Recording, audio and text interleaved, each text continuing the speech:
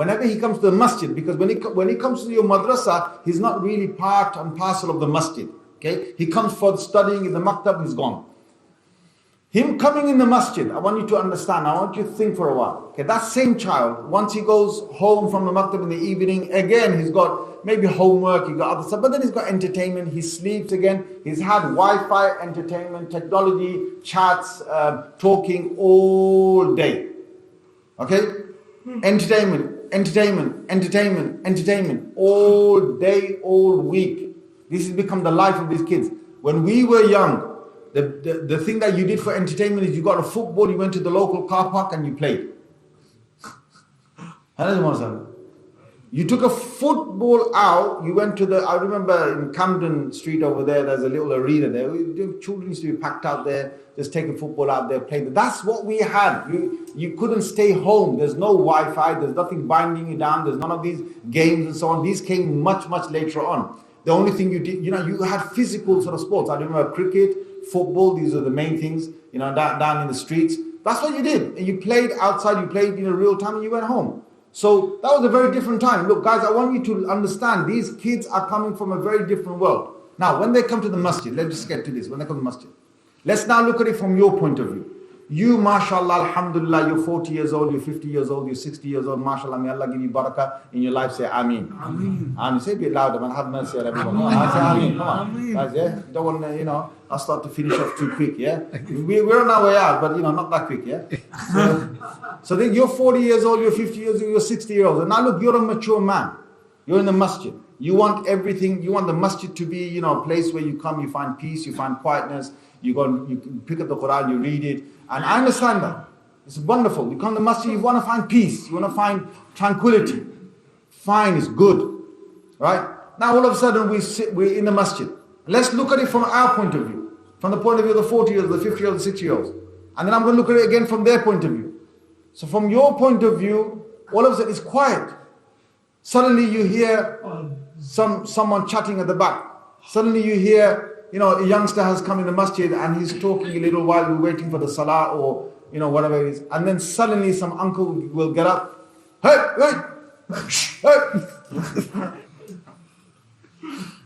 Was it, look, I know he needs to be quiet, but can you address your attitude?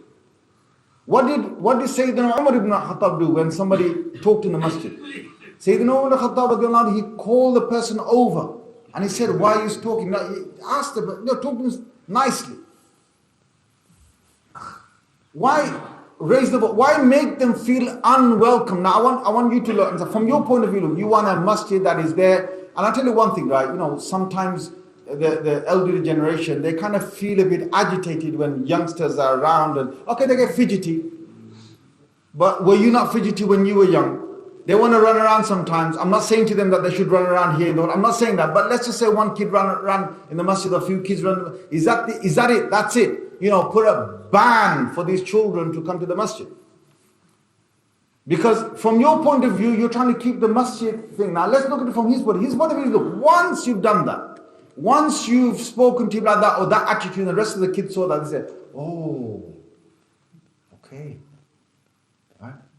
They thought, okay, I'll come here, but I don't feel that it's not a place for me. It's not a place for me to come regularly, enjoy it, want to come here. I want you to understand from their point of view what's going on in their heads. These kids, let's interpret what's in their minds.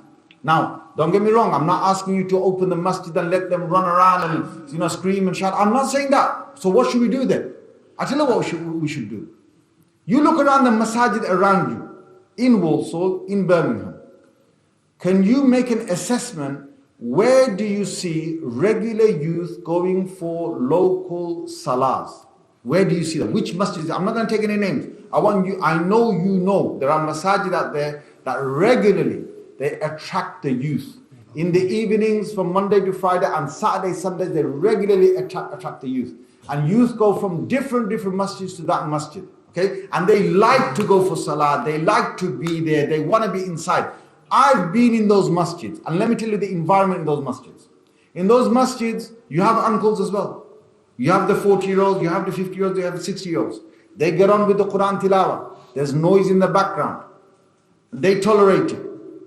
And I'll tell you why you tolerate it. Why?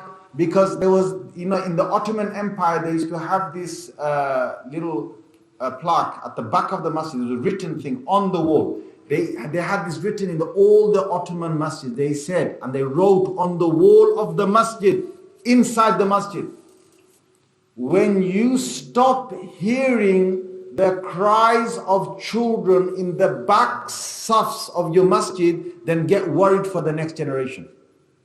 When you stop hearing the cries of the children in salah in the back rows of the masjid, get worried for the next generation.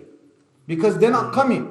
When we see Rasulullah sallallahu alaihi wasallam leading the prayers, it's very clear. I mean, I don't understand why this, there's a whole thing about ban children under 7 from coming to the masjid. Ban them from under 7, don't even bring them to the masjid.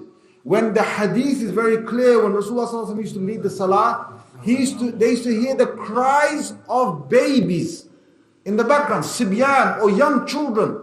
And they used to hear that. And Rasulullah sallallahu alaihi wasallam he used to pray his salah quicker than his normal nafal and sunnah salah, slightly quicker, because he said that I'm catering for the da'if, for the weak people. I'm catering for the saqim, the one who's ill. I'm catering for the one who has to go back to work, and he's also catering for those crying children. Basically, they've got mothers who are in salah, and he wants to finish his salah so that they can go back. They can take the children in their hands. This is hadith.